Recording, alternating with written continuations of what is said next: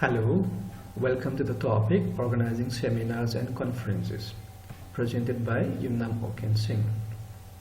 First of all, let's see what people do in seminars or conferences.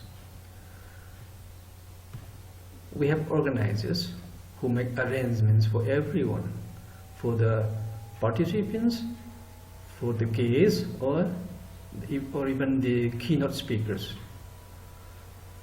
And the keynote speakers are those people who have been invited by the organizers to give speeches or particular lectures on a particular topic to the participants. Apart from the keynote speakers, there might be other guests who have been invited. Then we have the participants who would be giving presentations.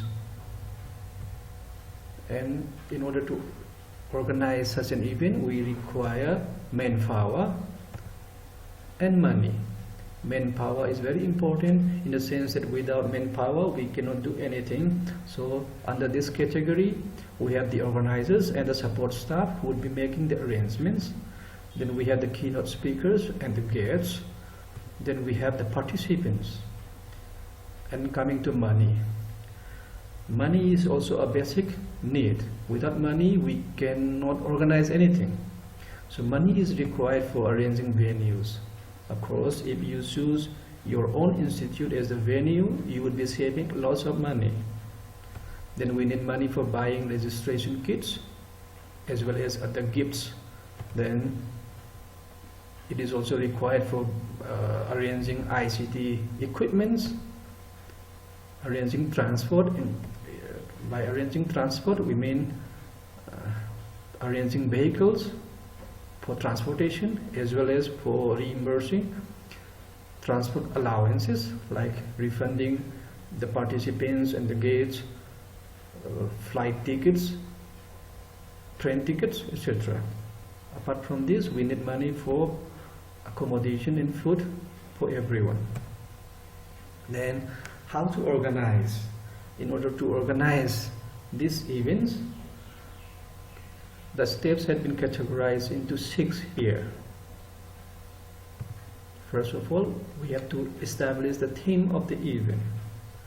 Once we establish the theme of the event, we have to select a venue. And once we have selected a venue, we can approach sponsors. Sponsors are required because they are the one who is going to give us money to organize the event.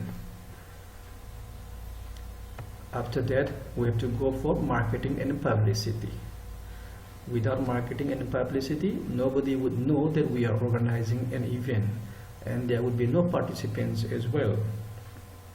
After that, we have to manage the people and work with the speakers, meaning the organizers and the event staff, they have to coordinate well, and they have to reach out to speakers and guests for the event. These 5 categories, or let's say 5 steps, they are required to be arranged months in advance, and all of these will come down at last to the actual day, where the preparation, the registration, the ushering and feedback happens. And coming in detail, establishing the theme of the event. How to establish a theme of the event? It depends on the purpose, why we are organizing the event. And we have to think about the target audience or participants and the guests even. And then we have to think about the marketing approach. Depending upon these 3 categories, we have to choose an appropriate theme for the event. And once the theme has been chosen, we have to select a venue. And selecting a venue, we have to keep in mind the scale of the event. By the scale of the event, I mean the size, or let's say the number of participants and the guests. The larger the number of participants, the larger the venue should be. Then we have to consider the means of transport available in the locality. Then coming to collaboration with sponsors. We need to collaborate with sponsors for 2 things. Number 1, to reduce cost, or let's say to help us organize the event by giving us money. Then collaborating with good sponsors, it also boosts the creditability of the event. And what do sponsors want from such an event? They want to reach an audience of people likely to buy their service or product. They also want to reach important people within our niche.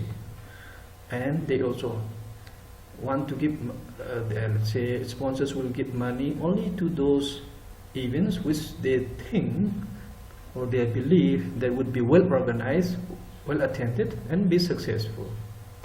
And what can we give, or what can we offer the sponsors in return for the sponsorship? Number one, we can offer their logo in all the presentation slides, be it the presentation slides of the participants or the keynote speakers. Then we can give them an opportunity to a representative of the sponsors to introduce the speakers. Then we can even make arrangement for a stall where they can sell their product or service, as well as banners and advertisements can be arranged in and around the venue. Then coming to marketing and publicity, we have newspapers, a very good source of marketing and publicity.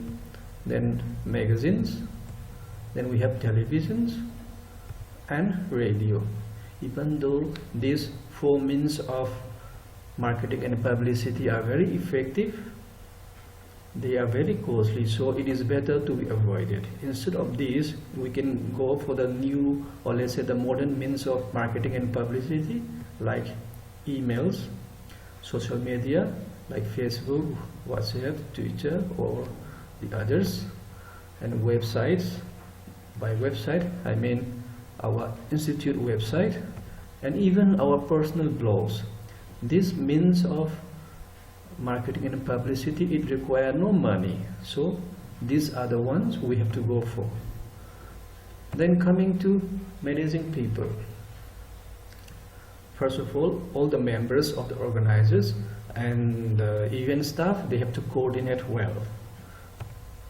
Then the organizers, they have to invite speakers of repute. We have to choose carefully whom to invite to give the speakers or the keynote address. After that, we have to always keep in touch with them. Then we have to look after their logistics as well as their lodging and fooding. Then at last, we come to the actual day where everything happens, be it preparation, registration, ushering, or feedback.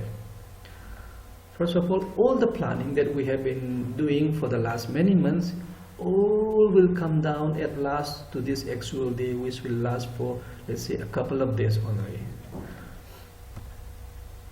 First, we have to check all the equipment, accommodation, and food a day before in advance, so that nothing goes amiss. Then we have to dispatch the event staff a day before to check everything, to check that everything is well in order. And then on the actual day, event staff should arrive 1 or 2 hours early. And the event staff, they have to receive the participants and the guests, and they should be ushered to their respective places. And feedback forms should be distributed to the participants. And these feedback forms should be collected back before they leave. And why do we have to collect the feedbacks? Number one, feedbacks, they help us to understand our weak points as well as our strong points. And sponsors, they also ask for a copy of this feedback form as well as even a report.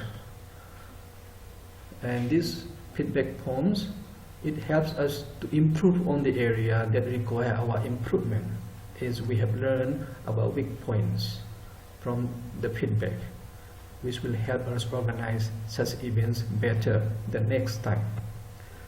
Thank you.